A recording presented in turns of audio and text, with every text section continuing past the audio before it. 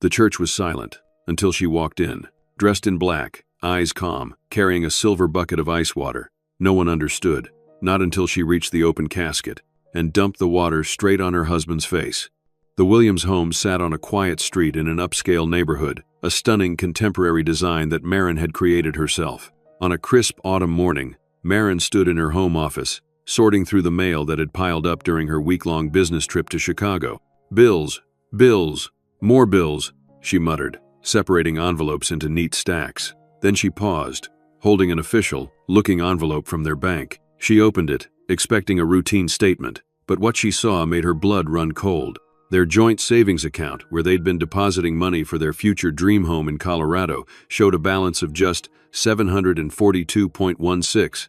That couldn't be right. There should have been over $2.3 million in that account. Maren quickly logged into their online banking, her hands trembling slightly as she typed. The statement wasn't wrong. Transaction after transaction showed withdrawals, some small, some large, over the past 18 months, all made by Derek. What the hell? She checked their other accounts. Their other account was nearly empty too. Only her personal account, which Derek couldn't access, remained untouched. Maren sat back in her chair, trying to make sense of it. Where had $2.3 million gone? She tried calling him again. Straight to voicemail. Derek, it's me. I just found the bank statement. Call me back immediately. Maren paced the room, her mind racing. Something was very wrong. She opened her laptop and began searching through their digital records. Tax returns, investment accounts, credit card statements, looking for any clue. It took hours, but slowly, a pattern emerged. Credit card statements showed charges at casinos in neighboring states, cash withdrawals near those same casinos, hotel rooms she knew nothing about, restaurants where they'd never eaten together. Derek had a gambling problem, a serious one. The front door opened and closed. Maren, you home, honey? Derek's voice called out from the entryway, sounding casual and upbeat, as if nothing was wrong. Maren took a deep breath, closed the laptop, and went to face her husband. Derek Williams stood in their kitchen, setting down a bag of groceries. At 42, he still had the athletic build of the college baseball player he'd once been. His dark hair was just beginning to gray at the temples, which Maren had always thought made him look distinguished. His smile, the one that had first charmed her at a friend's barbecue 9 years ago, spread across his face when he saw her. There's my award-winning architect. How was Chicago? I missed you. He moved to embrace her, but Maren stepped back. Where's our money, Derek? His smile faltered slightly. What do you mean? The $2.3 million in our savings account. It's gone. All of it. Derek's expression shifted through several emotions. There must be some mistake, he said, turning to unpack the groceries. I'll call the bank tomorrow. I already checked online. The money's gone, Derek. Withdrawals. All made by you. He kept his back to her, arranging vegetables in the refrigerator with unusual care. It's a temporary thing, Maren. I had to make some investments. Investments? Maren laughed bitterly. Is that what they call blackjack tables now? Derek froze, then slowly closed the refrigerator and turned to face her. The charming smile was gone. You've been going through my things. I've been looking at our financial records after discovering our life savings has disappeared. Maren corrected, her voice rising. How long have you been gambling, Derek? Derek ran a hand through his hair, a nervous gesture she'd seen countless times. It's not what you think. I had some losses, yes, but I'm about to turn it around. I've got a system now, and there's a big game next weekend that— Stop. Maren held up her hand. Just stop. Do you hear yourself?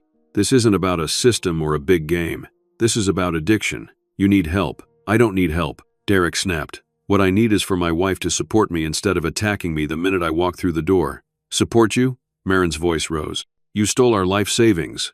Money we worked for together. Money for our future. I didn't steal anything, Derek said defensively. My name is on that account too. Maren stared at him, suddenly seeing a stranger where her husband had stood. Who are you? Because the Derek I married would never do this. Something cold flickered in Derek's eyes. Maybe you never really knew me. Those words hung in the air between them, a terrible truth neither had acknowledged until now. I think you should stay somewhere else tonight, Maren said quietly.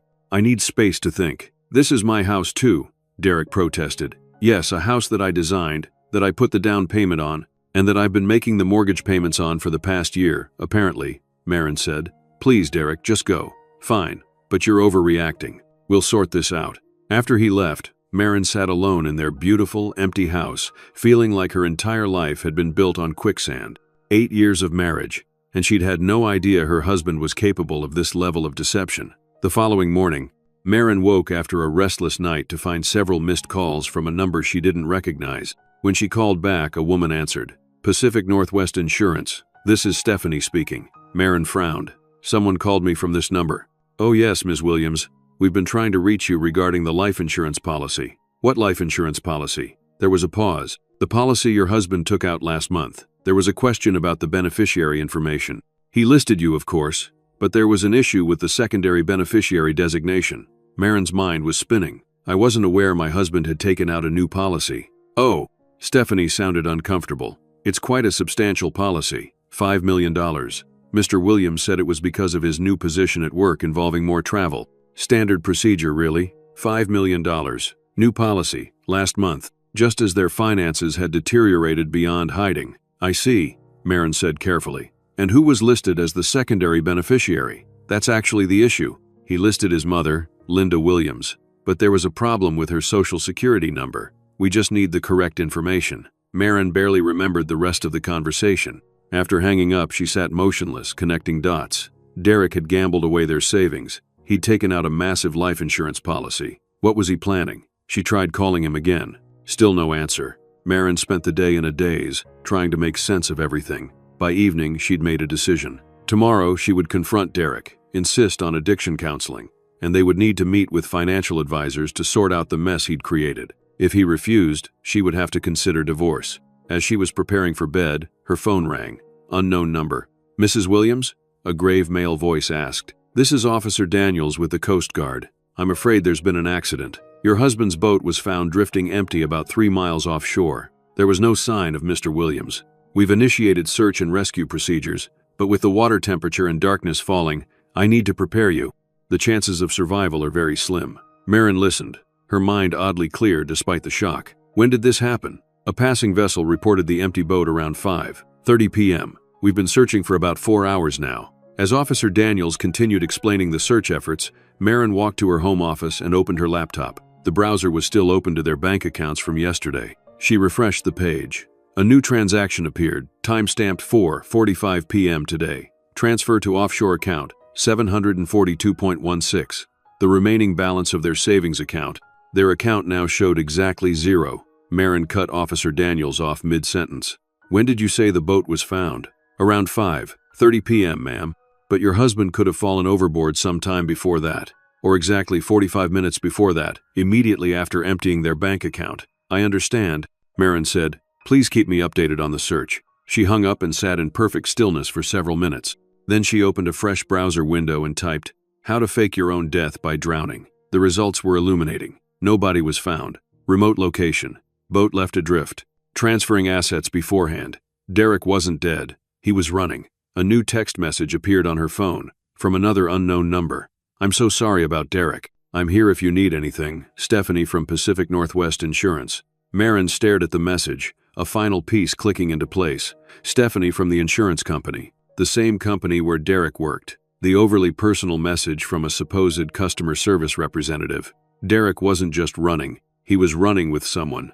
And they'd planned to take the $5 million insurance payout with them. In that moment, as shock gave way to understanding, something shifted in Marin Williams. The grief that should have overwhelmed her was replaced by a cold, clear focus. She didn't know how yet, but Derek Williams was about to learn that he'd made a terrible mistake. The boat Derek had supposedly fallen from was a 28-foot cabin cruiser they'd purchased 3 years ago. Marin had always been nervous on the water, so it had essentially become Derek's toy, something he took out with friends or business associates. Now she realized it had been the perfect setup. Derek knew she rarely joined him on boating trips. He knew she couldn't confidently navigate the vessel herself. If he disappeared from it, Marin walked through their house with new eyes, looking for any additional clues Derek might have left behind. In his home office, she found credit card statements he'd hidden from her, showing purchases of men's clothing she'd never seen him wear, a prepaid phone receipt, and most damning of all, tucked behind the spare tire in the garage, a waterproof bag containing a passport in Derek's name with a slightly altered birth date. He'd been planning this for months. Marin was still processing this revelation when Officer Daniels called again around midnight. Mrs. Williams, I'm afraid we've had to suspend the active search for tonight. Water conditions have deteriorated, and we've found no sign of your husband. We'll resume at first light, but I must prepare you for the possibility that this may become a recovery operation rather than a rescue. I understand. Marin said, "Thank you for everything you're doing. A victim advocate will be contacting you in the morning. Is there someone who can stay with you tonight? Family or a friend?" "Yes," Marin lied. "My sister is on her way." After hanging up, Marin made a decision. If Derek wanted to play dead, she would let him think he'd succeeded. For now, she went to her computer and did something that would have been unthinkable just 24 hours earlier. She didn't delete Derek's browser history showing searches for how to fake drowning deaths and countries with no extradition. Instead, she took screenshots and saved them to a hidden folder. Then she went to bed. She slept soundly for the first time in weeks. The next morning, Marin began her performance as the devastated widow. She called her office, her voice breaking appropriately as she explained about Derek's accident. She accepted the Coast Guard's offer of a victim advocate, a kind woman named Rita who arrived with resources about grief counseling and the process of declaring someone legally dead. It's very rare for bodies to be recovered after open water accidents like this, Rita explained gently. After 48 hours, the search will likely transition to recovery mode, but even then, the odds of finding remains are slim. Marin nodded, dabbing at her eyes with a tissue. What happens next? Legally, I mean. Well, without a body, your husband can't be officially declared dead for some time. The waiting period varies by state, but it's typically 7 years. Marin looked appropriately shocked. 7 years? What am I supposed to do for 7 years? There are provisions for these situations. You can petition the court for a declaration of death in absentia after a reasonable search period, especially given the circumstances of his disappearance. Marin nodded, filing away this information. And his life insurance? Rita looked sympathetic. That can be complicated without a death certificate. Insurance companies often require substantial proof of death or wait until the legal declaration. However, in clear cases like boating accidents where extensive searches have been conducted, they sometimes make exceptions. Of course they do, Marin thought.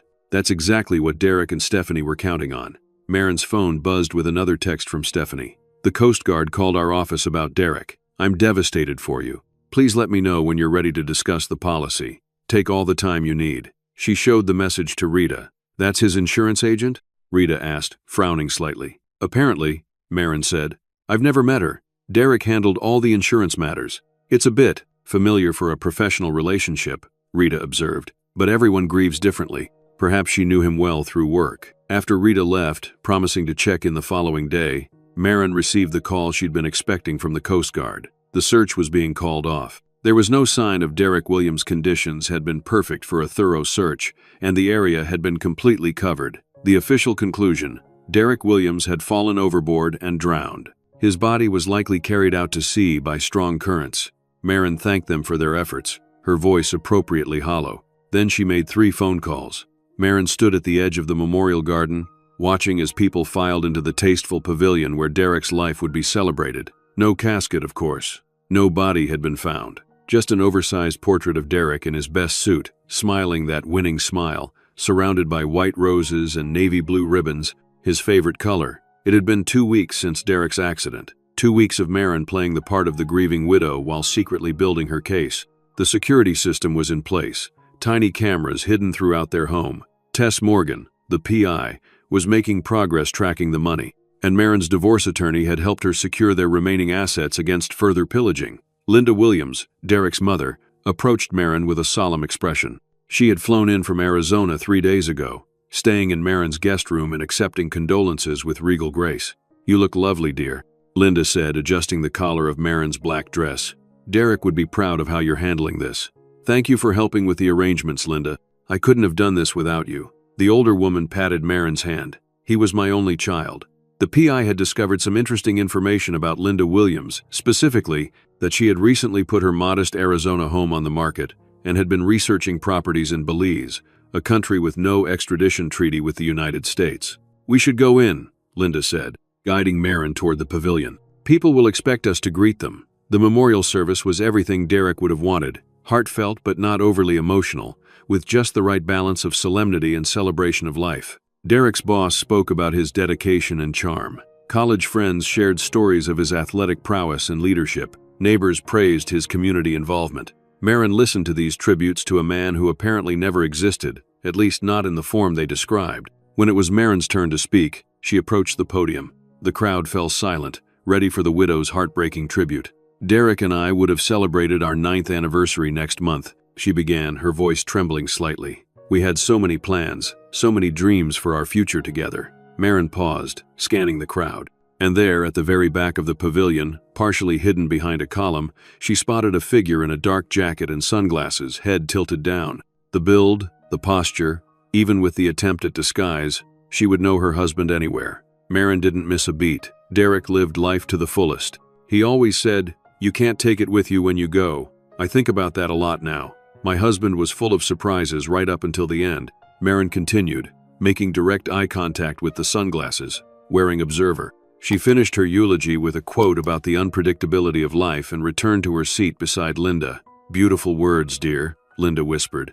Maren noticed that during her speech, Linda had been typing on her phone beneath her prayer book. After the service, guests gathered for a reception in the garden. Maren accepted condolences with appropriate grief, all while keeping track of the figure in sunglasses, who was now moving carefully around the perimeter of the gathering. At one point, she excused herself and walked in that direction, only to see the figure quickly retreat around a corner. Stephanie arrived fashionably late to the reception, dressed in a conservative black dress that couldn't quite hide her model-worthy figure. At about 30, she was nearly a decade younger than Maren, with long blonde hair. "Maren," she said, embracing her. "What a beautiful service." Derek would have been so touched. Maren returned the embrace, noticing how Stephanie's eyes darted around the garden. "Thank you for coming, Stephanie, and for all your support these past 2 weeks. Of course, anything you need, day or night. We're processing the claim as quickly as possible." "That's very thoughtful," Maren said. "Actually, I was hoping we could meet tomorrow to go over the policy details." "Of course. Why don't I come to your house? That would be easier for you." "Perfect," Maren agreed. "Around noon? I'll be there." Stephanie's phone buzzed. "Excuse me, I should take this." As Stephanie stepped away to answer her call, Maren noticed how she angled her body away, speaking in hushed tones. A moment later, Maren's own phone buzzed with a text from Tess Morgan, the PI. "Sunglasses man left in black Audi. Got a partial plate. Following now." Maren slipped her phone back into her purse. Things were proceeding exactly as she'd hoped. Later that evening, after the last of the guests had left and Linda had retired to the guest room claiming emotional exhaustion, Maren sat alone in her home office, reviewing the day's events. She opened her laptop to check the feed from the hidden cameras. Nothing unusual yet. Her phone buzzed with another text from Tess. "Lost him in traffic but confirmed ID from distance. 99% sure it was your husband. We'll send photos tomorrow." Maren wasn't surprised. She had felt Derek's eyes on her throughout the memorial service. What kind of man attended his own funeral? A soft knock on her office door startled her. Linda stood there in a silk robe, looking concerned. "Still working, dear? You should rest." Maren closed her laptop. "Just tying up loose ends. Derek handled so much of our finances. I'm still trying to make sense of everything." Linda entered the room, perching on the edge of a chair. "Anything I can help with?" "That's very kind, but I think I've got it under control," Maren said. Then, deciding to test a theory, she added, "Actually, there is one strange thing. Derek apparently transferred a large sum to an offshore account just before his accident. I can't figure out how to access it." Linda's expression remained neutral, but Maren noticed her hands tighten slightly on the arms of the chair. "How strange. Perhaps it was a business investment he hadn't told you about yet." "Perhaps. Men can be mysterious about financial matters," Linda said. "Richard was the same way, always moving money around for tax purposes or investment opportunities. I learned not to question it." "I suppose," Maren said. "Anyway, I should probably get some rest too. Stephanie is coming tomorrow to discuss Derek's life insurance policy." "The insurance agent? That's thoughtful of her to come to you." "She's been very supportive," Maren said. "The policy is quite substantial. $5 million. $5 million, Linda repeated, a hint of something. Calculation? Envy? In her voice. Well, Derek always did think ahead. After Linda returned to the guest room, Maren checked her security feeds one more time. The exterior camera caught Linda standing by the window of the guest room, phone to her ear, speaking intently. Unfortunately, the system didn't record audio from that distance. Maren settled into bed, mind racing with possibilities. If her suspicions were correct, Linda wasn't just a grieving mother, she was part of Derek's scheme, which meant Maren now had 3 opponents: Derek, Stephanie, and Linda. Thankfully, none of them knew that Maren was playing too, and she had no intention of losing. The next morning, Maren prepared for Stephanie's visit. She chose an outfit that made her look slightly frail, an oversized sweater that emphasized her recent weight loss, minimal makeup to highlight the dark circles under her eyes. The grieving widow, struggling to cope, Linda announced over breakfast that she needed to run errands and would be gone for several hours. "Don't wait for lunch for me, dear. Take your time. I'm sure Stephanie and I have a lot to discuss." After Linda left, Marin activated the recording function on all the hidden cameras and prepared a tray with coffee and the homemade cookies Derek had always loved. The perfect grieving widow, maintaining her husband's favorites even in his absence. Stephanie arrived precisely at noon, dressed in a professional but stylish pantsuit, carrying a leather portfolio embossed with the Pacific Northwest Insurance logo. "Marin, how are you holding up?" she asked. "Taking it day by day." Marin replied, "Some moments are harder than others." "Of course," Stephanie nodded. "The first few weeks are always the most difficult, but you're doing remarkably well. Having support helps. Derek's mother is staying with me, and friends have been so kind. And how is Linda? Such a lovely woman." Derek spoke of her often. "She's coping as best she can, losing her only child. I can't imagine." Stephanie nodded sympathetically, then opened her portfolio. "I know this is difficult, but we should discuss the policy. Given the circumstances of Derek's passing, there will be some additional steps beyond a normal claim." "I assumed as much," Marin said. "No body, no death certificate yet." "Exactly. However, Pacific Northwest Insurance has protocols for these situations. The Coast Guard's report, the extensive search, the presumption of death, these all work in your favor." Marin frowned slightly. "In my favor?" Stephanie backtracked quickly. "Poor choice of words. I simply meant that the evidence supports the claim, which will make the process smoother." "I see," Marin said. "And how long does this process typically take?" "In cases like this, usually 3 to 6 months. We'll need the official Coast Guard reports, statements from witnesses who saw Derek leave on the boat that day, proof that an adequate search was conducted, and eventually, a court order declaring presumption of death. 6 months seems like a long time to wait when I'm struggling financially." Marin said, "With our savings tied up in investments, I can't access the mortgage payment due." Stephanie reached out to pat her hand. "Don't worry. In hardship cases, we can sometimes provide an advance on the policy to help with immediate expenses." "How generous. That would be so helpful," Marin said gratefully. "Derek handled all our finances. I'm still trying to make sense of everything he left behind." Stephanie's phone buzzed. "Sorry about that. Where were we?" "The advance on the policy," Marin reminded her. As Stephanie outlined the requirements, Marin noticed her checking her phone repeatedly, clearly distracted by whatever message she'd received. Finally, she excused herself to use the bathroom. The moment Stephanie was out of sight, Marin activated the app on her phone that connected to the hidden cameras. The bathroom feed showed Stephanie not using the facilities but instead making a call, speaking in hushed but urgent tones. Thanks to the high-quality microphones, the words came through clearly. "She suspects nothing. Just stick to the plan. Yes, I told her about the advance. No, Linda isn't here. I can't talk long. I'm supposed to be in the bathroom. Just be patient. 6 months isn't that long to wait for $5 million. Marin quickly closed the app as she heard the bathroom door open. Stephanie returned, her professional composure restored. "Now, about that advance," she continued. "I'll need you to sign these preliminary claim forms, just standard procedures acknowledging that Derek is presumed deceased and that you're the primary beneficiary." Marin accepted the forms, scanning them carefully. "It says here that if Derek is found alive within 7 years, I would have to repay the full amount plus penalties." Stephanie nodded. "Standard language for presumption of death cases, but given the circumstances, the chances of that are virtually zero." "Virtually zero," Marin repeated, signing the forms. "That's somewhat comforting, I suppose." After Stephanie left, Marin went straight to her office and downloaded the bathroom recording. She saved it alongside her growing file of evidence, then called Tess Morgan. "I need you to follow Stephanie from Pacific Northwest Insurance," she instructed. 3 weeks after Derek's disappearance, Marin received an unexpected visitor. She was in her home office, reviewing the latest report from Tess Morgan, who had tracked Stephanie to a remote cabin in the mountains. Linda had finally returned to Arizona 2 days earlier, claiming she needed to deal with her house sale, promising to return soon for emotional support. Marin was relieved to have the house to herself again. Playing the grieving widow was exhausting. Marin opened the front door to find a tall woman with short silver hair and shrewd eyes standing on her porch. She wore a no-nonsense pantsuit and carried a slim briefcase. "Mrs. Williams? I'm Agent Collins with Pacific Northwest Insurance, Special Investigations Unit. I was hoping we could talk about your husband's policy." Marin felt a jolt of alarm mixed with anticipation. This wasn't part of the script Stephanie had outlined. "Of course," she said, stepping aside to let Agent Collins enter. "I wasn't expecting anyone from the insurance company today. These visits are typically unannounced," Collins said, her tone professional but not unkind. Standard procedure for high-value claims with unusual circumstances. Marin led her to the living room, the same space where she'd met with Stephanie. Collins remained standing, surveying the room, while Marin quickly texted Tess Morgan, "Insurance investigator here. Special Investigations Unit, not part of their plan." Collins had seated herself and opened her briefcase.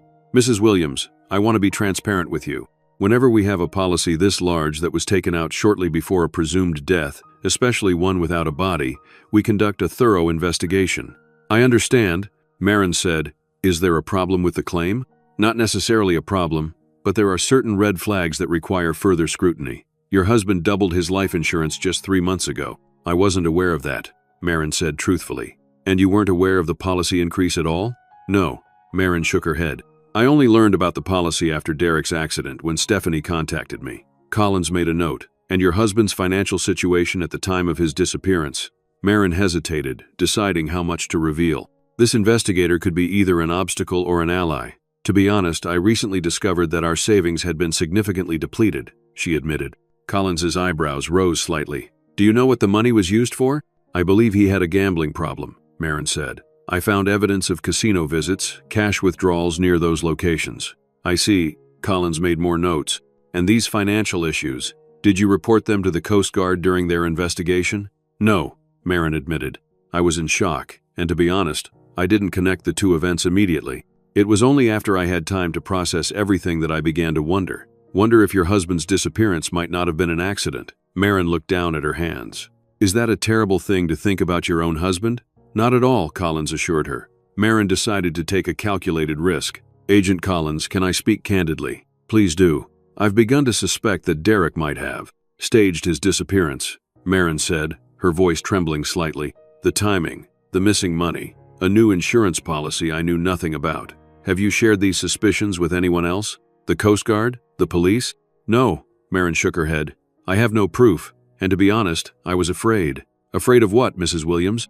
"Afraid that if I voiced these suspicions and was wrong, I'd be dishonoring Derek's memory. And if I was right, afraid of what it would mean for my future, for his family. His mother has been staying with me. She's devastated by his death." Collins nodded. "These are very difficult circumstances. I appreciate your candor." Marin took another risk. "There's something else. Something I haven't told anyone." Collins leaned forward. "Go on." "The day Derek disappeared, there was a transfer from our joint account, the last of our savings, about $742. It happened less than an hour before his boat was found drifting empty." Collins' expression sharpened. "Do you have documentation of this transfer?" "Yes."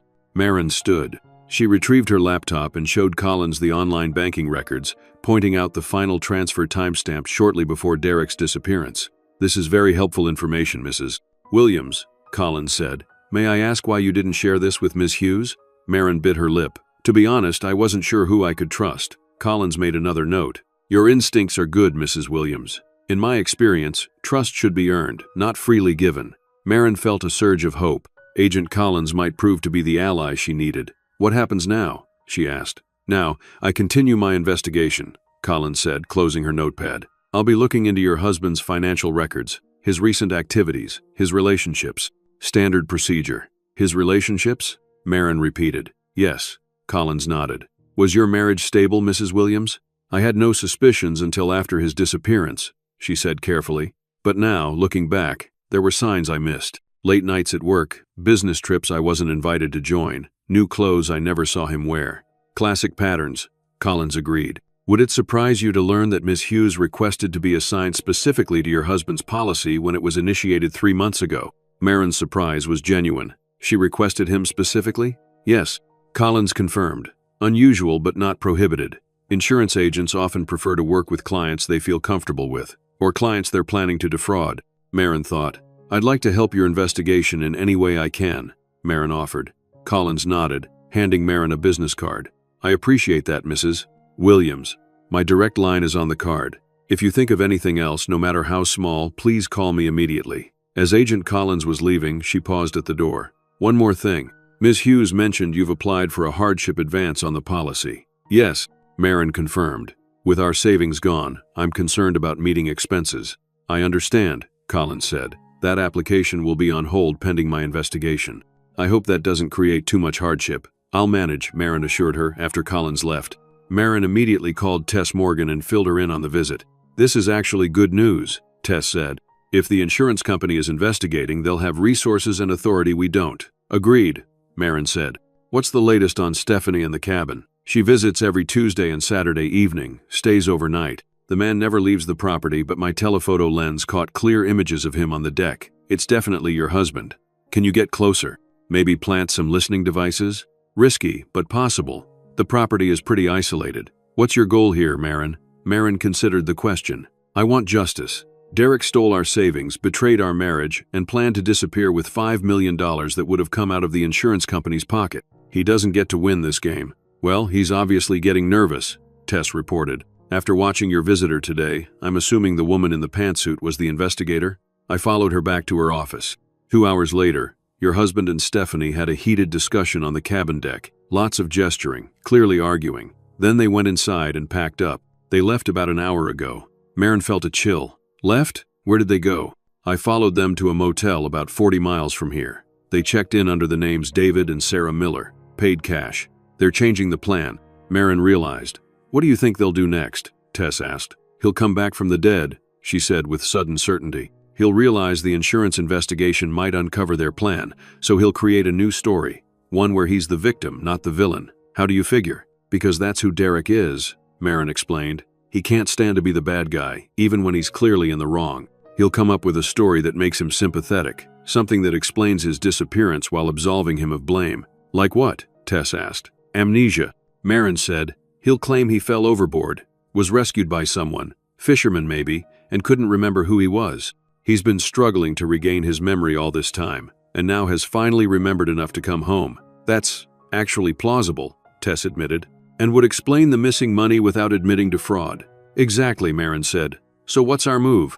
Marin smiled grimly. "We prepare for a miracle. My husband is about to return from the dead, and I need to be ready to welcome him home, exactly as he expects me to." That evening, Marin sat in her home office, preparing for Derek's inevitable return. She reviewed all the evidence she had gathered. It was substantial, but would it be enough to prove insurance fraud? To prove that Derek had willingly abandoned his life, emptied their accounts, and attempted to fake his death for financial gain? Marin needed more. She needed Derek to incriminate himself. Her phone rang. Agent Collins. "Mrs. Williams, I wanted to update you on some developments in my investigation. We've uncovered several concerning transactions in your husband's financial records. Large cash withdrawals, as you mentioned, but also purchases of camping equipment, a prepaid phone, and a bus ticket to Mexico dated 3 days after his disappearance." "Mexico?" Marin feigned surprise. "Yes, the ticket was never used, but the purchase was made using your husband's credit card 2 weeks before he disappeared." "That seems definitive," Marin said. "It's certainly suspicious," Collins agreed. "I've also interviewed several of your husband's colleagues. 2 of them mentioned that Derek seemed particularly close to one of our agents, Stephanie Hughes. They were often seen having lunch together, and one colleague reported seeing them leaving a hotel together during a company conference in Portland last year." "Are you suggesting my husband was having an affair with Miss Hughes?" Collins said carefully. "The evidence suggests a relationship beyond professional boundaries." "I see," Marin said quietly. "Agent Collins, I appreciate your thoroughness. We're getting closer to the truth, Mrs. Williams. I've also flagged your husband's passport in the system. If he attempts to use it at any border crossing or airport, we'll be notified immediately." 4 days after Agent Collins' visit, Marin's prediction came true. It was just after 9 p.m. She was in the kitchen making tea when the doorbell rang. Through the security camera feed on her phone, Derek had returned from the dead. Marin took a deep breath, slipped her phone into her pocket, and went to open the door. The man who stood before her was a carefully constructed version of her husband, thin, exhausted, with haunted eyes and dirty clothes that still somehow managed to look artfully distressed. "Marin, it's me. I'm home." "Derek?" she whispered. "Is it really you? How? How is this possible?" He stumbled forward, catching her in his arms, the devoted husband, returning to his beloved wife. "I fell overboard," he explained. "The current was so strong. I thought I was going to die. But some fishermen found me, pulled me into their boat. I couldn't remember anything, who I was, where I came from. They took me to a small clinic up the coast." Marin guided him to the sofa. "You've been alive all this time? With amnesia?" Derek nodded. "The doctors called it dissociative amnesia caused by trauma. I've been living in a shelter trying to piece together my identity. Then yesterday, something clicked. I remembered your name, our address. I've been hitchhiking home ever since. Why didn't the clinic contact the police? Marin asked. Your disappearance was all over the local news. It was a small place, very remote. The fishermen who found me were undocumented. They were afraid to go to authorities. And without ID, without knowing my name. Oh, Derek, Marin breathed. I can't believe you're really here. I thought I'd lost you forever. I found my way back to you, that's all that matters now. You must be exhausted, she said. Are you hungry? Thirsty? Should we go to the hospital? Just tired, Derek said. So tired. Maybe a shower and some sleep? We can go to the hospital tomorrow. Of course, Marin agreed, helping him to his feet. Let me take care of you. In the bedroom, Derek looked around as if reacquainting himself with a forgotten space. It's all coming back to me now, he said softly. Pieces of my life, our life together. Take your time, Marin soothed. Your memory will return fully soon. The important thing is that you're home. Derek smiled gratefully. You always were the strong one. While Derek showered, Marin quickly texted Agent Collins. Derek has returned. Claims amnesia. Then she texted Tess. He's here. Plan proceeding. Monitor Stephanie's movements. When Derek emerged from the bathroom, he looked more like himself. Clean-shaven, hair still wet, wearing the pajamas Marin had left out for him. For a moment, she almost forgot what he had done, who he really was. Then she remembered the empty bank accounts, the secret girlfriend, the elaborate plan to fake his death for insurance money. Better? She asked, patting the bed beside her. Much, he sighed, sliding under the covers. I still can't believe I'm home. Me too, Marin said, keeping her distance but maintaining her loving facade. I have so many questions, but they can wait until morning. You need rest. Just hold me, Derek requested, reaching for her. I've missed you so much. Marin steeled herself and moved into his embrace, fighting the revulsion she felt at his touch.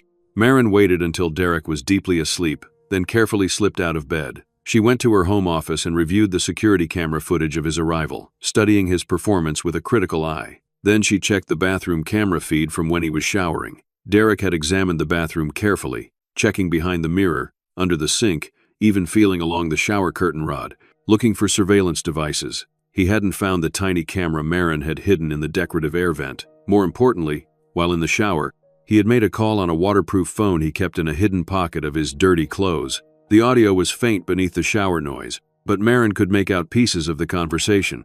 I'm in. She bought it completely. Tears and everything. No, don't come here yet. Give it a few days. Claim the advance first. Yes, I'll make the amnesia official tomorrow. Doctor's note. Police report. Insurance will have to pay. Just stick to the plan. Marin saved the footage. Then she returned to bed, lying as far from Derek as possible. Morning arrived with pale autumn sunlight filtering through the bedroom curtains. Marin had barely slept, her mind racing with plans and contingencies. Beside her, Derek slept deeply. Marin slipped out of bed and went downstairs to prepare breakfast, activating all the hidden cameras as she went. Today would be crucial for gathering evidence. When Derek finally came downstairs, he moved with the careful gait of someone still recovering from trauma. Good morning, she said, placing a cup of coffee in front of him. How did you sleep? Better than I have in weeks, Derek said, accepting the coffee gratefully. Marin had prepared his coffee exactly as he liked it, with one significant addition. The sleeping pills she had crushed into the brew were mild enough not to be immediately noticeable but strong enough to create the symptoms she needed. I called Dr. Patterson. Marin said, he's amazed by your return and wants to see you immediately. I also called the police. They need to update their missing persons report. Derek frowned slightly. Can't that wait a day or two? I'm still adjusting. Derek, you've been presumed dead for nearly a month, Marin said with gentle firmness. The Coast Guard conducted an extensive search. There's a police report. We need to officially confirm you're alive. Derek sipped his coffee. You're right, of course. It's just overwhelming. I understand, Marin said. But the sooner we get the official part done, the sooner we can focus on your recovery. As they ate breakfast, Marin asked careful questions about his experience. Noting each inconsistency, the coffee was already taking effect. Derek was becoming slightly drowsy. You mentioned fishermen rescued you, Marin prompted. Do you remember anything about them? Names? What did their boat look like? Derek shook his head. It's all so foggy, I think. I think the boat was blue, and one of the men might have been named Miguel or Manuel. And the clinic? Where exactly was it located? Somewhere north of here. Near the Canadian border, I think. Small place, just a doctor and a nurse. Derek rubbed his temples. Marin nodded sympathetically. Don't push yourself. Your memory will return in time. As they were preparing to leave for the doctor's appointment, Derek suddenly swayed on his feet, grabbing the counter for support. Derek? Marin rushed to his side. What's wrong? I feel strange, he mumbled, his words slightly slurred. Dizzy. Maybe I stood up too fast. Here, sit down. Marin guided him to a chair. Let me get you some water. Derek's condition deteriorated rapidly. His eyes couldn't seem to focus, and his movements became increasingly uncoordinated. Marin watched with calculated concern, waiting for the perfect moment. When Derek slumped forward, nearly falling out of the chair, Marin made her move. She called 911. Please, I need an ambulance, she said, her voice trembling with convincing fear. It's my husband. He returned home last night after being missing for weeks. He claims he had amnesia, but now he's collapsed. He's barely conscious. Please hurry. While waiting for the ambulance, Marin knelt beside Derek, who was drifting in and out of awareness. Stay with me, Derek, she urged, stroking his face for the benefit of the security cameras. Help is coming. Derek mumbled something incoherent, his eyes struggling to focus on her face. When the paramedics arrived, Marin gave them a carefully crafted version of events. Derek had disappeared in a boating accident weeks ago, had just returned last night claiming amnesia, and had suddenly collapsed this morning. He hasn't been evaluated by any medical professionals yet, she explained as they loaded Derek onto a stretcher. He refused to go to the hospital last night, saying he just needed rest. We'll take good care of him, ma'am, one paramedic assured her. Which hospital would you prefer? Mercy General, Marin said without hesitation. She had chosen the hospital carefully. It was where her friend Sarah worked as a psychiatrist, specializing in trauma and memory disorders. Marin followed the ambulance in her car, making 2 important calls on the way. First to Sarah, giving her a brief but essential overview of the situation. Then to Agent Collins. Derek has been taken to Mercy General, she reported. He collapsed this morning, possibly a reaction to the trauma he's experienced, according to the paramedics. I thought you should know. I appreciate the update, Collins said. I'll meet you there. At the hospital, Marin played the role of concerned wife perfectly. She paced the waiting room, asked appropriate questions about Derek's condition, and provided his medical history to the attending physician. Dr. Sarah Hughes, no relation to Stephanie Hughes, ironically, came to speak with Marin privately. Based on what you've told me about his claimed amnesia, disappearance, and now this collapse, we're going to keep him for observation and evaluation. Sarah explained for the benefit of anyone listening. We need to rule out neurological issues, possible head injury, or psychological trauma. How long will that take? Marin asked. At least 72 hours, Sarah said. Possibly longer. Marin nodded. Whatever he needs. I just want him to be okay. What no one else in the hospital knew was that Sarah was not just Marin's friend, she was also her ally in exposing Derek's fraud. As a psychiatrist specializing in trauma, she had the authority to order a psychological hold if she believed a patient might be a danger to themselves or others. And based on Marin's evidence of Derek's elaborate deception, Sarah had sufficient cause to believe he represented a significant risk. When Agent Collins arrived, Marin met with her in a quiet corner of the waiting room. The doctors are keeping him for at least 72 hours of observation and evaluation, Marin explained. They're concerned about his mental state and the inconsistencies in his story. Collins nodded. This gives us time to investigate his claim of amnesia. I'll need access to his doctors with your permission as his wife. Of course, Marin agreed. Anything that helps uncover the truth. What exactly happened before he collapsed? Collins asked. We were having breakfast, getting ready to see our family doctor, Marin explained. He seemed fine, maybe a little tired. Then suddenly he got dizzy, his speech slurred, and he nearly fell out of his chair. Had he taken any medication? Did he eat or drink anything unusual? Just coffee and toast, Marin said. Collins made a note. I'll need to interview him once the doctors clear him to speak with me. In the meantime, I've assigned an agent to monitor the hospital. You think someone might try to reach him here? Marin asked, feigning surprise. In fraud cases involving multiple parties, it's common for co-conspirators to attempt contact, Collins explained. Marin nodded thoughtfully. Like Stephanie Hughes? Or, she hesitated, possibly his mother? Collins's expression sharpened. Do you have reason to believe Linda Williams might be involved? Marin said. She's been acting strangely since Derek disappeared, and she left rather suddenly to return to Arizona, right before Derek showed up. I'll look into it, Collins promised. The house felt different with Derek gone, cleaner somehow, as if his presence had been a contamination that was now temporarily removed. Marin moved through the rooms with purpose, searching methodically for any evidence Derek might have hidden before his accident or brought back with him upon his miraculous return. She started in his home office, examining every drawer, every book, every potential hiding place. Derek had always been methodical, preferring paper records to digital ones for his most sensitive information.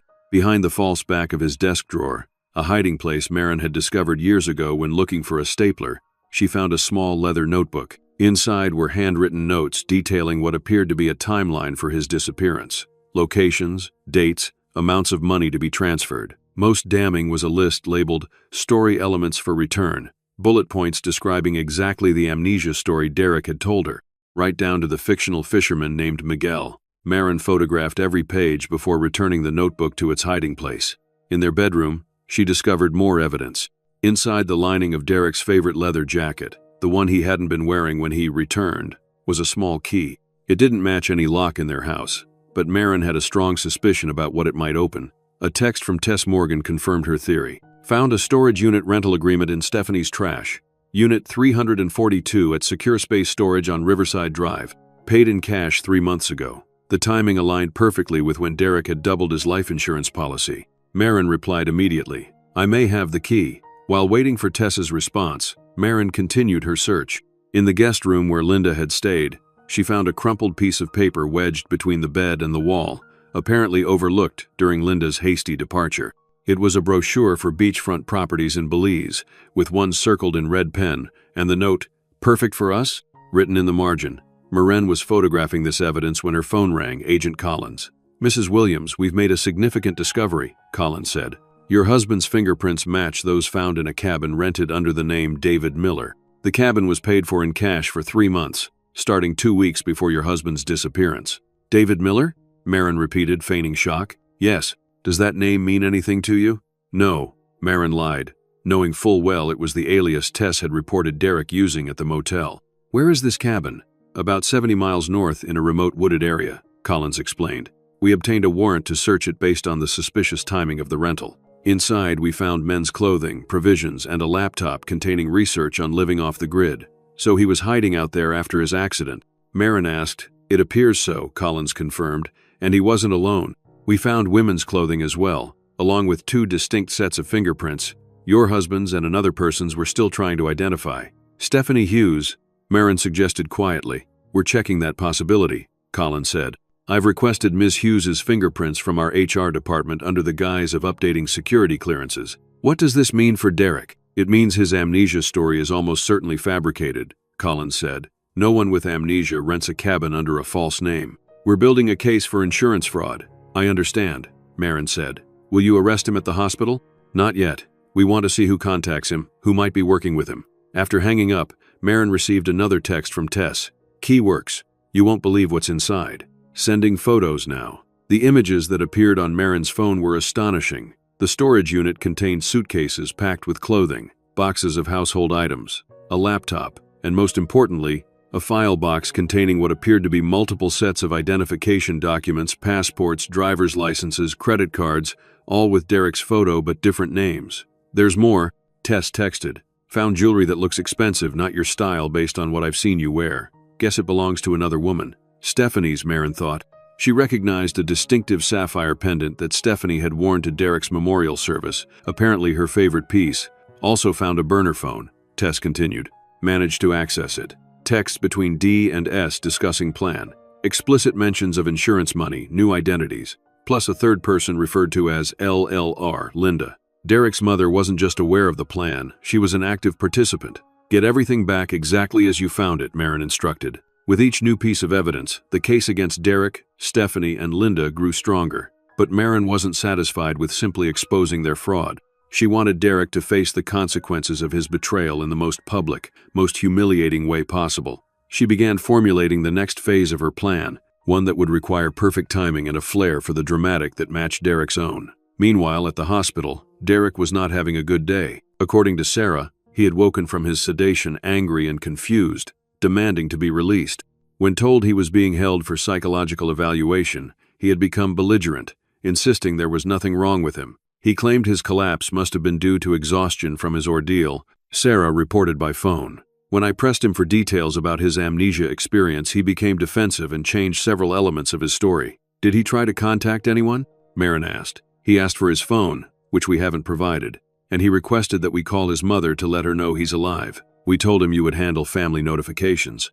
"Perfect," Marin said. "Keep him there as long as legally possible. The 72-hour hold is just the beginning. Sarah assured her, based on his inconsistent statements and apparent delusional thinking, insisting on an amnesia story that evidence contradicts. I can recommend an extended evaluation period if necessary. 2 days into Derek's hospital stay, Maren received an unexpected visitor at home. Stephanie Hughes appeared on her doorstep, looking appropriately concerned in a modest black dress, still playing the role of the supportive insurance agent. "Maren, I just heard Derek has been found alive. It's a miracle. How is he?" Maren invited her in, secretly activating the recording function on all hidden cameras. "He's in the hospital. He collapsed shortly after returning home. The doctors are keeping him for observation and psychological evaluation." "How terrible," Stephanie said. "After everything he's been through, now this. Do they know what caused his collapse?" "They're still running tests," Maren said vaguely. "They're concerned about his mental state. His amnesia story seems inconsistent." A flicker of alarm crossed Stephanie's face before she controlled it. "Inconsistent? In what way?" "Oh, small details. The doctors say that's normal with trauma, induced memory loss. The brain fills in gaps with confabulations, false memories that seem real to the patient." Stephanie relaxed slightly. "That makes sense." "Yes," Maren agreed. "It's almost unbelievable. One day I'm a widow, the next my husband returns from the dead. About that, obviously, the insurance claim will need to be withdrawn now that Derek has been found alive." "Of course," Maren nodded. "I brought the forms." Stephanie removed several documents from her handbag. "And I should mention, the advance you applied for was still being processed, so fortunately there's nothing to repay." "I understand. I'm just grateful to have Derek back." "Is Derek expected home soon?" Stephanie asked casually. "The doctors aren't sure," Maren said. "They're concerned about his mental state." "What hospital is he in?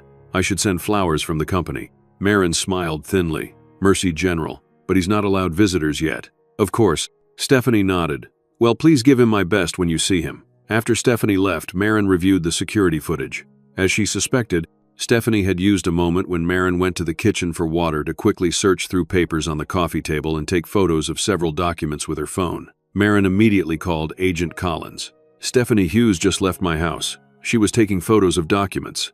"Interesting," Collins said. "We just received confirmation that her fingerprints match those found in the cabin with your husband. And we've been monitoring her phone. She made a call immediately after leaving your house to a burner phone we haven't been able to trace." "Linda Williams," Maren suggested. "I'm convinced she's involved as well." "We're looking into that connection," Collins confirmed. "In the meantime, your husband has made a remarkable recovery at the hospital. Too remarkable, according to Dr. Hughes. His symptoms have disappeared completely, and he's now demanding to be released." "What will happen when he is released?" Maren asked. "We don't have enough evidence yet to arrest him for insurance fraud," Collins admitted. "We can prove he was living in that cabin during his supposed amnesia period, but not that he deliberately staged his disappearance to claim the insurance money. What if he tries to disappear again? We have surveillance on him and on Ms. Hughes." Maren considered this. "What if I could get him to confess? To admit the whole scheme? That would certainly strengthen our case," Collins said carefully. "But I can't advise you to put yourself at risk, Mrs. Williams." "I understand," Maren said, "but I think I know exactly how to make him reveal the truth." After hanging up, Maren received a text from Sarah. "Derek's claiming chest pains now. Says it might be cardiac-related trauma from his near drowning. We're running tests, but I think he's faking to get transferred out of psych hold." She texted back, "Let him think it's working. Make it seem like you believe him." The following morning, Maren received the news she had been expecting. Derek had apparently suffered a mild heart attack during the night and was being transferred to the cardiac unit for treatment and observation. Sarah's message was clear. "He's faking, but we're going along with it. Monitoring equipment shows normal cardiac function." This was Derek's next move in their chess game, a second death that would allow him to escape the psychiatric hold and eventually the hospital altogether. Maren needed to stay one step ahead. She called Agent Collins immediately. "Derek's faking a heart attack to get transferred within the hospital. I believe he's planning to escape." "We're aware," Collins assured her. "We have agents stationed at all hospital exits and are monitoring his room." "I have a better idea," Maren said.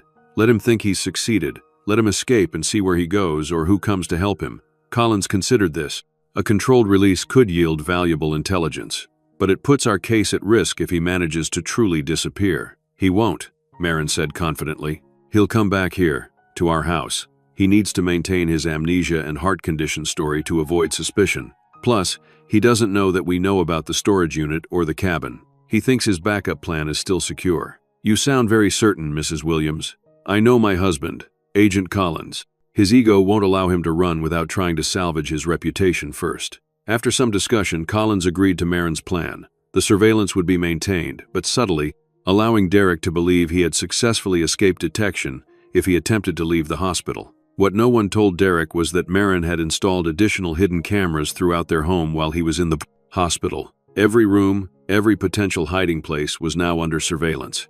If Derek returned, his every move would be recorded. That night, Sarah texted Marin. He's made his move. Disconnected monitors during shift change. Left hospital wearing scrubs he stole from laundry. Agents tracking at a distance. Marin prepared herself. If her assessment of Derek was correct, he would return home not immediately, but within the next 24 hours. In the meantime, she received another update from Tess Morgan about the storage unit. New development. Someone entered the unit today using a key. Woman, late 60s, gray hair. Took something from a small box, left quickly. Got photos. Marin examined the images Tess sent. It was Linda Williams, Derek's mother, removing what appeared to be cash from a lockbox in the storage unit. The third conspirator confirmed. Marin texted back. Send these to Agent Collins immediately. The pieces were falling into place. Linda had likely returned from Arizona to help Derek with his new plan, whatever that might be. Stephanie was monitoring the situation from her position at the insurance company. And Derek was now free from the hospital, no doubt planning his next move. Marin went to bed that night with all security systems activated, certain that the final confrontation was approaching. She had gathered the evidence, set the stage, and prepared herself mentally. Now she just needed Derek to play his part. She didn't have to wait long. At 3:17 a.m., the silent alarm on her phone vibrated, alerting her that someone had entered the house using a key. The security camera showed Derek slipping in through the back door, still wearing the stolen hospital scrubs, moving quietly through the kitchen. Marin remained in bed, pretending to sleep, watching Derek's movements on her phone. He went directly to his office, retrieved something from the false drawer back, the notebook Marin had discovered earlier, and then moved to their bedroom. She quickly set her phone aside and feigned sleep as Derek entered. He stood watching her for a moment, then moved to his closet, selecting clean clothes. After changing, he approached the bed. "Marin," he whispered, gently shaking her shoulder. She stirred, blinking up at him with carefully crafted confusion. "Derek? What? How are you here?" "I had to leave," he said urgently. "The doctors there didn't understand what was happening to me. My heart, Marin. I think the trauma from the accident damaged it." Marin sat up, the perfect picture of a concerned wife. "Derek, you need medical attention. If your heart—" "Not there," he interrupted. "I don't trust them. Dr. Martinez, my old college roommate, remember? He's agreed to see me privately." Dr. Martinez, another name from Derek's timeline notebook. "Another conspirator? You shouldn't have left the hospital," Marin protested. "What if something happens? What if your heart—" "I'll be fine," Derek assured her. "I just need rest and proper care." Marin allowed herself to be persuaded, presenting just enough resistance to seem concerned but not suspicious. "What can I do?" she asked, taking his hand. "Just be here," Derek said. "Believe in me. I know this all seems crazy, but I'm trying to get better, to be the husband you deserve." "I believe in you," she lied. "Whatever you need, I'm here." Derek smiled, kissing her forehead. "Try to get some sleep. We'll figure everything out in the morning." As Derek settled into bed beside her, Marin lay awake, updating Agent Collins via text about this new development. The agent's response was immediate. "Keep him there if possible. Building case against Martinez now. Need 24 more hours." For the next 2 days, Marin played along with Derek's increasingly elaborate fiction. According to his new story, Dr. Martinez had diagnosed him with a rare form of stress-induced cardiomyopathy caused by his near-drowning experience. He needed rest, minimal stress, and specialized medication that Martinez had prescribed. In reality, Derek spent his days making furtive phone calls when he thought Marin couldn't hear, sneaking food at night when he was supposedly too weak to eat, and even conducting whispered video calls with Stephanie from the bathroom. On the morning of the third day, Derek enacted the next phase of his plan. Marin found him collapsed on the bathroom floor, apparently unconscious. Playing her role perfectly, Marin called 911, reporting that her husband, who had recently returned after being presumed dead in a boating accident, had collapsed and wasn't breathing. The paramedics arrived quickly, but by then, Derek had apparently died. No pulse, no respiration. They performed CPR and used a defibrillator, but nothing brought him back. With appropriate solemnity, they pronounced him dead at the scene. Marin sobbed convincingly as they covered Derek's face with a sheet. She called Dr. Martinez as Derek had instructed her to do, in case of emergency, and within an hour, the doctor arrived to sign the death certificate without performing an autopsy. citing Derek's known heart condition as the cause of death. What Derek didn't know was that Marin had replaced the prescription pills he thought he was taking, actually harmless sugar pills, with a powerful sedative the night before. Not enough to cause real harm, but enough to make him appear dead to a cursory examination. With Dr. Martinez's cooperation, he barely examined the body before signing the certificate. Derek was pronounced officially dead. Marin arranged for the body to be taken to Green Meadows Funeral Home, as Derek had specified in the emergency instructions he had given her. What Derek didn't know was that the funeral director, Mr. Holloway, was a client of Marin's architectural firm. "Everything is arranged as you requested, Mrs. Williams," Holloway assured her when they met privately. The special sealed casket, the extended preservation techniques, and of course the discreet monitoring system. "And no one else knows?" Marin confirmed. "Only my most trusted assistant, who will help prepare the body," Holloway assured her. "Your husband will appear deceased to everyone at the funeral. The special breathing apparatus hidden in the casket design will keep him comfortable, and the sedative you provided will keep him still until the moment of revelation." Marin nodded, satisfied with the arrangements. "The funeral needs to be in 3 days. Can you manage that?" "Accelerated timeline, but yes, we can accommodate," Holloway agreed. "Open casket viewing as you specified." "Absolutely," Marin confirmed. With the funeral arrangements in place, Marin began contacting friends, family, and colleagues, everyone who had attended Derek's first memorial service, plus some strategic additions. Agent Collins would be there, along with several undercover officers. Tess Morgan would attend as Marin's cousin. Most importantly, Marin made personal calls to Stephanie Hughes and Linda Williams, informing them of Derek's tragic second death. "The doctors said it was his heart," she told Linda. "The trauma from the accident, the stress of the amnesia. It was too much for his system." "My poor boy," Linda sobbed. "First to lose him, then to have him return only to lose him again. It's too cruel." "I know," Marin said softly. "He spoke of you often in his final days." "I'm booking a flight right now," Linda promised. "I'll be there tomorrow." Stephanie's reaction was more controlled. "This is devastating news, Marin, just when you had him back. I can't imagine your pain." "Thank you, Stephanie," Marin said. "The funeral is Thursday at 2 p.m., Green Meadows Funeral Home. I know it would mean a lot to Derek if you could attend. He always spoke highly of his colleagues in the Pacific Northwest." "Of course I'll be there," Stephanie assured her. "Is there anything I can do to help with the arrangements?" "Actually, yes," Marin said. Derek had mentioned that if anything happened to him, he wanted to be buried with a particular item, a silver pocket watch that belonged to his grandfather. I can't seem to find it among his things. He said he might have shown it to you once. Does that ring any bells? The question was a trap, and Stephanie walked right into it. "Oh, the silver watch with the engraving inside the cover? Yes, I remember him showing me that." Marin smiled to herself. Derek had never owned a silver pocket watch, and certainly not one from a grandfather who had died before Derek was born. Stephanie had just revealed her intimacy with Derek's possessions, knowledge an insurance agent would have no reason to have. After completing the calls, Marin met with Agent Collins to finalize the details of their plan. "We have enough evidence for arrest now," Collins informed her. "Dr. Martinez's involvement sealed it. He's agreed to cooperate in exchange for leniency. But you're waiting for the funeral." Marin confirmed. Collins nodded. "Your plan offers the opportunity to catch all 3 conspirators together, with irrefutable evidence of their fraud. And legally sound?" Marin pressed. "We've consulted with the district attorney. As long as we're simply observing a situation you've created, not entrapping or encouraging illegal activity, the evidence will be admissible. You're not a law enforcement officer, so different rules apply to your actions." Marin nodded, satisfied. "Then we proceed as planned." The day of the funeral arrived with perfect dramatic timing. Overcast skies, occasional rumbles of thunder in the distance, nature providing the appropriate backdrop for the somber occasion. Marin dressed carefully in a black dress, elegant but understated, appropriate for a woman who had lost her husband twice in the span of a month. Linda had arrived the day before, staying at a hotel this time rather than at Marin's house, claiming it held too many memories now. Green Meadows Funeral Home was transformed for the occasion. Floral arrangements in navy blue and white, Derek's favorite colors, adorned the chapel. The sealed casket, specially designed with hidden air vents and monitoring equipment, sat at the front, open to display. Marin had specified that the funeral would be recorded for family members who couldn't attend, providing perfect cover for the multiple cameras positioned throughout the chapel to capture the coming revelation from every angle. Guests began to arrive at 1:30 p.m. Derek's colleagues from the insurance company, neighbors, friends from his college days. Linda sat in the front row, appropriately devastated in an expensive black suit, occasionally dabbing at her eyes with a handkerchief. Stephanie arrived looking suitably solemn, though Marin noticed her eyes darting nervously around the room, perhaps searching for any sign that this was a trap. At precisely 2 p.m., the service began. The funeral director offered a gentle welcome, speaking of life's unpredictability and the cruel twist of fate that had returned Derek briefly only to take him again.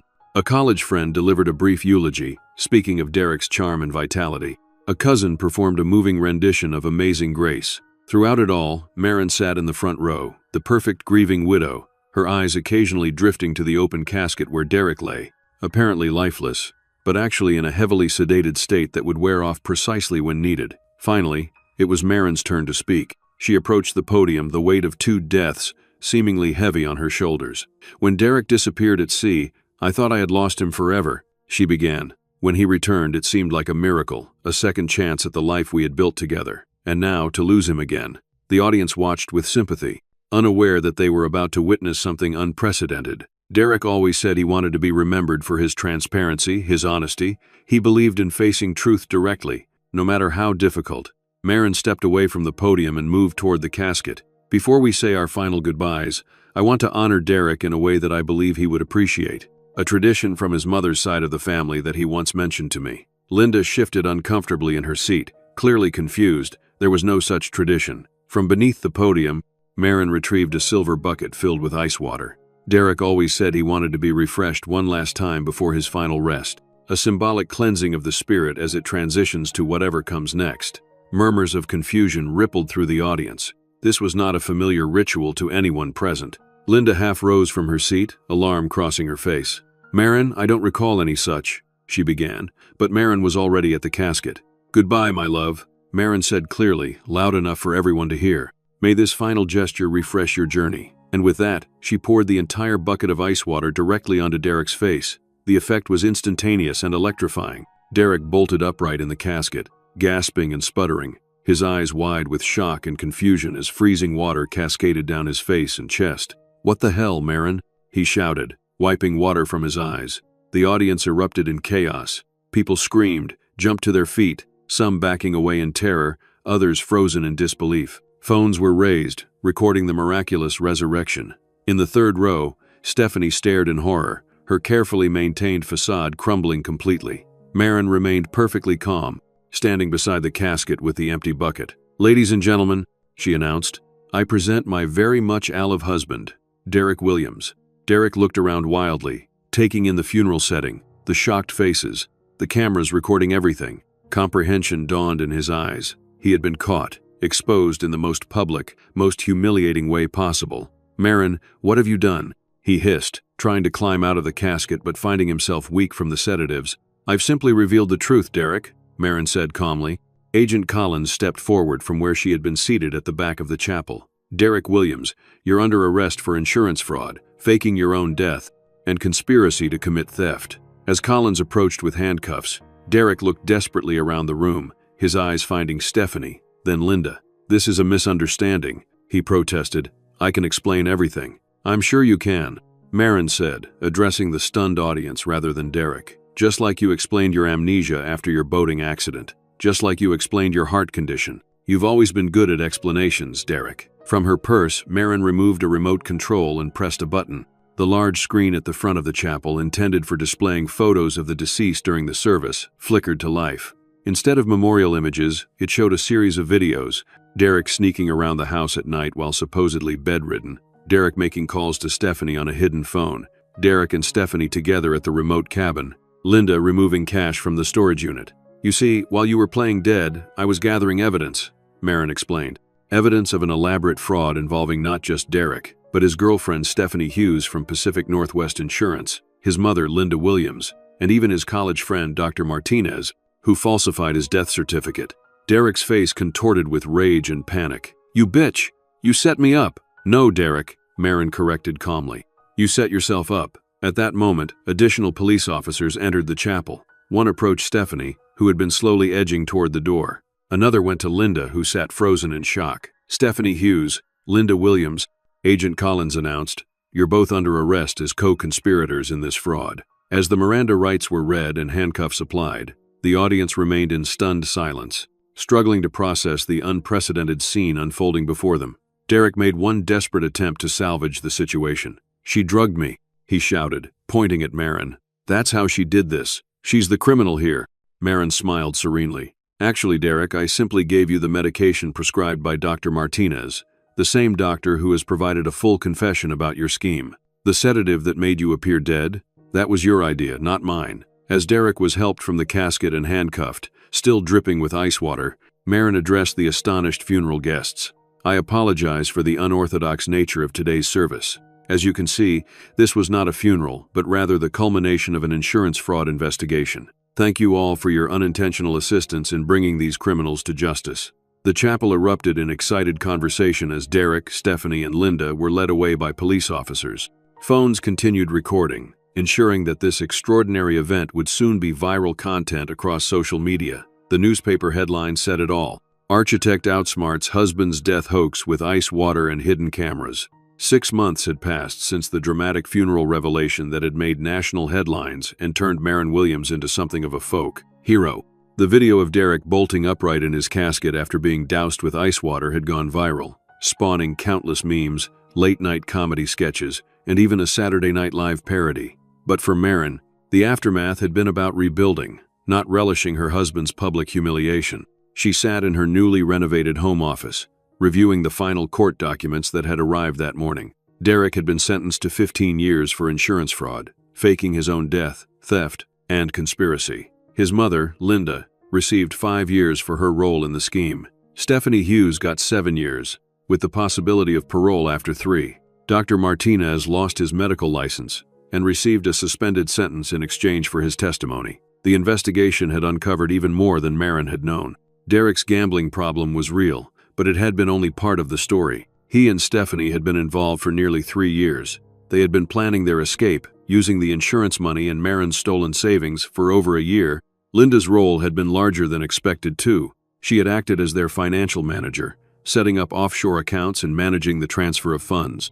The Belize property brochure Marin had found wasn't just aspirational. Linda had already put a deposit on the beachfront home where the 3 of them planned to live after faking Derek's death. Most surprising was the discovery that this wasn't Derek's first attempted fraud. Agent Collins had uncovered evidence of 2 previous insurance scams involving fake injuries at retail stores, resulting in substantial settlements. Derek Williams had been a con man for years. Marin had simply never seen that side of him until it was turned against her. A knock at her office door interrupted her thoughts. Tess Morgan stood there, now not just Marin's private investigator but her friend. "Ready for lunch?" Tess asked. "Collins is already waiting at the restaurant." "Absolutely. Let me grab my bag." They drove to an upscale bistro in the renovated downtown district, a building Marin's firm had actually designed 3 years earlier. "The woman of the hour," Diane said as Marin sat down. "Have you seen the news? About Pacific Northwest Insurance?" Marin asked. "Yes, I got the official letter this morning. $1 million in addition to keeping your savings," Tess mused, studying the menu. "Not bad for 6 months' work." "It was never about the money," Marin reminded her. "Of course not," Diane agreed. "But it doesn't hurt, especially considering what you're doing with it." What Marin was doing with the settlement money, along with her recovered savings, was creating the Second Chances Foundation, a nonprofit organization dedicated to helping victims of fraud rebuild their lives. The foundation provided financial counseling, legal assistance, and emotional support to people who had been betrayed by those they trusted. "The foundation opens officially next week," Marin confirmed. "We've already received over 50 applications for assistance." "It's remarkable," Diane said. "Most people in your position would have just taken the money and moved on, started fresh somewhere else." Marin shook her head. Running away doesn't solve anything. Their conversation was interrupted by a woman approaching their table hesitantly. "Excuse me," she said. "Are you Marin Williams?" Marin nodded, offering a friendly smile. "Yes, I am. I'm sorry to bother you during your lunch, but I just wanted to say thank you," the woman continued. "My husband emptied our accounts and disappeared last year. After I saw your story on the news, I contacted the police with my suspicions instead of just accepting that he was gone. They found him living under a false name 2 states away. Your courage gave me the strength to seek the truth." Marin was touched. "I'm so glad you found answers. And justice, I hope." "He's facing charges now," the woman confirmed. "And I'm rebuilding my life." After the woman left, Tess raised her glass. "To unexpected ripple effects. You didn't just catch your own con man, you're helping others catch theirs." I'll drink to that." Diane agreed, raising her glass as well. Marin joined the toast, reflecting on how differently things had turned out from what she had imagined 6 months ago. When she first discovered Derek's betrayal, she had been focused solely on exposing his fraud. She hadn't anticipated becoming an advocate for other fraud victims, or finding a new purpose in helping others navigate similar betrayals. After lunch, Marin returned to her office to finalize preparations for the foundation's opening. Marin's phone rang. The caller ID showed Blake Carson, her attorney. "Marin, good news," Blake said when she answered. "The insurance company has transferred the settlement funds. They're in the foundation's account now." "Perfect timing," Marin replied. "We're opening next week." "There's more," Blake continued. "I received a letter from Derek's attorney today. He wants to schedule a meeting with you." Marin frowned. "What for?" "Apparently, Derek wants to apologize in person. Says he's been doing a lot of thinking in prison." Marin considered this. 6 months ago, she would have dismissed this as yet another manipulation. Now, she wasn't so sure. "Tell him I'll consider it," she finally said. "But not right away. I have a foundation to launch." "Will do," Blake agreed. "And Marin, for what it's worth, I'm proud of how you've handled all this. Not many people would turn such a personal betrayal into something that helps others." After hanging up, Marin walked to the large window overlooking the city. The skyline featured several buildings she had designed over the years, tangible proof of her creative vision and professional success. But the foundation represented something different, something deeper. It was about transformation, about taking the worst experience of her life and reshaping it into something that could help others heal. The doorbell chimed, indicating someone had entered the foundation's front office. Marin turned to find Diane Collins standing in the doorway holding a gift-wrapped package. "Sorry to drop by unannounced," Diane said, "but I wanted to give you this before your official opening." Marin accepted the package, unwrapping it carefully. Inside was a beautiful silver bucket, smaller and more elegant than the one she had used at the funeral, but unmistakably similar. "I thought it could be a sort of mascot for the foundation," Diane explained with a smile. Marin laughed, turning the bucket in her hands. "It's perfect. I'll display it prominently." "There's something else," Diane said, her expression becoming more serious. "I've been offered a position with the FBI's Financial Crimes Division." "That's wonderful," Marin exclaimed. "Though I'll miss working with you locally." "That's just it," Diane continued. "I recommended they establish a satellite office here, focused specifically on relationship-based fraud, cases like yours, where personal betrayal and financial crimes intersect. They've approved it, and I'll be heading the office." "So you're staying," Marin said. "I am, and I was hoping the Second Chances Foundation might consider a formal partnership with our new office." Marin smiled, touched by the recognition of how her personal experience could continue to help others in unexpected ways. "I'd be honored." Later that evening, as Marin stood in the completed foundation space, resource materials on the shelves, comfortable consultation rooms ready for clients, the silver bucket displayed prominently in a glass case in the lobby, she felt a sense of completion that had been missing for months. The foundation's motto, engraved on a plaque beside the bucket, read, "Truth, like water, finds its way through any barrier." Her phone buzzed with a text from Tess. "Just saw the news. Derek's appeal was denied. All sentences upheld." Marin replied with a simple thumbs-up emoji. Derek had thought he could bury her with his lies. Instead, she had buried him with the truth, and in doing so, she had unearthed the best version of herself.